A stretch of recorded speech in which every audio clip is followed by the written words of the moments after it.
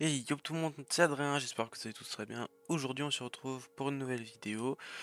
Aujourd'hui je vais vous expliquer à quoi sert en fait le RGB. Et aujourd'hui on va faire surtout des comparatifs. J'ai fait deux configs équivalentes en reprenant beaucoup les mêmes caractéristiques et les mêmes composants même souvent. Et on va voir qu'il y a quand même une belle différence pour du RGB. Je suis parti sur une configuration on va dire de moyenne gamme. Moyenne gamme, voire qui commence peut-être à faire pas mal de haut de gamme, qui commence déjà en tout cas à être pas trop mal. Euh, Même si en soi je ne vous cache pas que la SSD augmente de plus en plus en ce moment. Mais aujourd'hui on va voir à quoi sert du coup le RGB. Concrètement pour ceux qui veulent juste la conclusion, ça ne sert à rien. Je vous le dis tout de suite, ça ne sert à rien. Le, le RGB c'est juste esthétique, c'est juste pour mettre en valeur le PC. Mais en réalité, ça ne sert strictement à rien. Vous n'avez pas plus de performance et c'est tout. C'est juste esthétique, c'est juste pour dire ouais, il est beau, machin et tout. T'as vu, moi, les couleurs. Mais en fait, ça ne veut rien dire. Dans le sens où même un PC à 500 balles, on peut faire un PC en full RGB.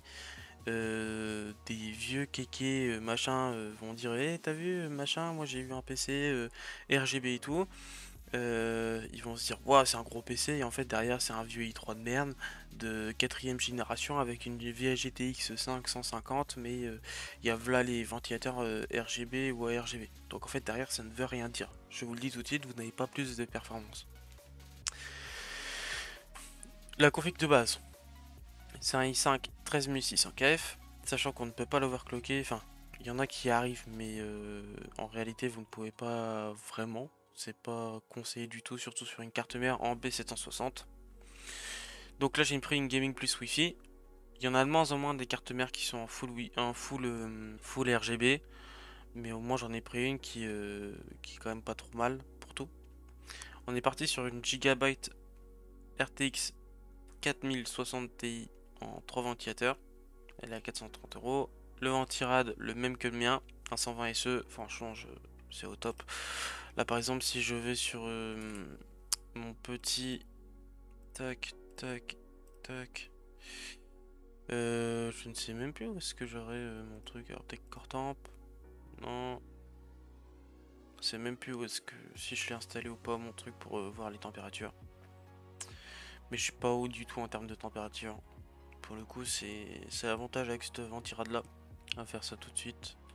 Non, quoique, en fait, je suis con parce que j'ai gigabyte. Tac, tac, tac, tac. Oui.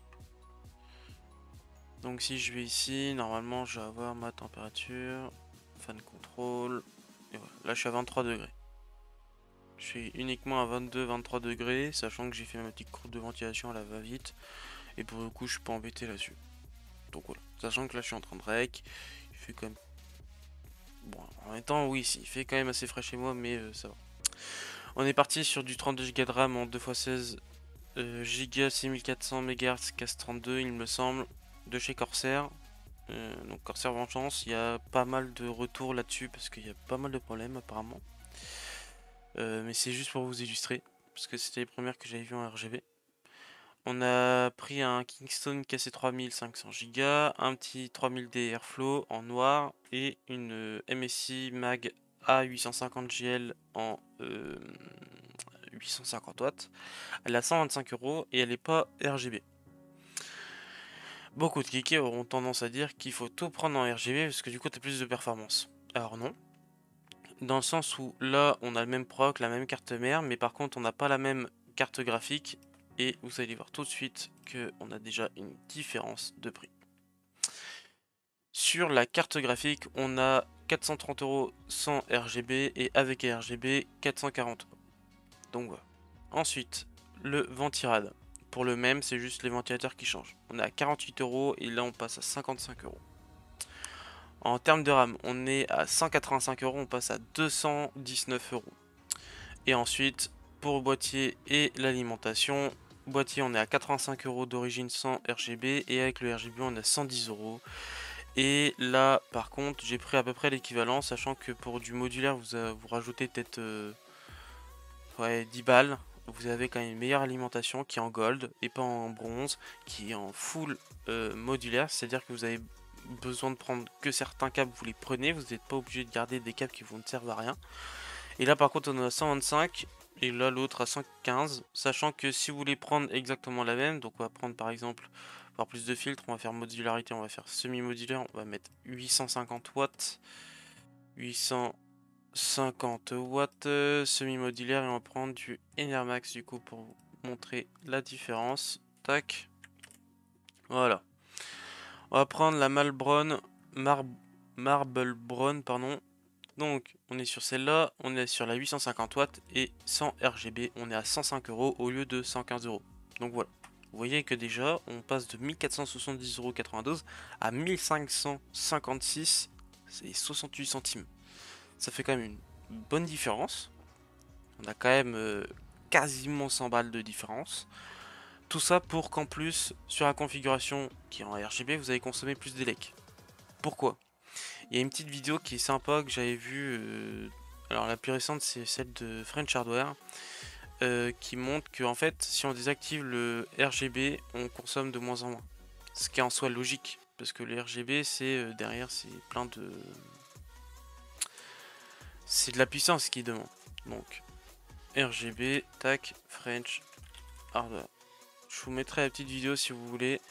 Il teste justement à quoi... Enfin il montre justement voir si...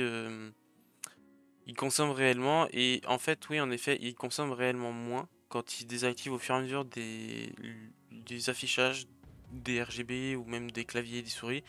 Donc derrière je vous la mets, il faut juste que je la retrouve. Mais en effet oui ça vous consommez plus si vous avez beaucoup de RGB. Alors certes c'est beau, c'est joli, mais si déjà de base vous galérez à boucler vos fins de mois et vos factures et que vous en avez un peu ras-le-bol de la vie en général, parce qu'à chaque fois on se fait enculer, et que du coup vous voulez quand même vous acheter un PC pour essayer de vous détendre un peu et que derrière vous avez un PC basique sans RGB ou vraiment quasiment aucune LED, vous êtes à 1471 euros et que de l'autre côté vous voulez prendre en RGB parce que vous dites ouais c'est aujourd'hui c'est la fête, vous allez prendre un PC à 1557 euros et là par contre vous allez consommer encore plus, alors certes pas beaucoup plus mais vous allez quand même consommer plus. Donc là derrière ça vous montre comme quoi déjà ça vous ne sert à rien parce que vous payez beaucoup plus. Plus vous allez descendre, plus vous allez payer pour du RGB facilement. Et pareil pour une grosse config. Donc voilà, ça ne sert à rien. En attendant, je vous remets quand même la petite vidéo en description. Et puis bah voilà quoi, tout simplement. Sur ce, je vous laisse. Merci tout le monde d'avoir regardé la vidéo. Et salut tout le monde. Ciao ciao.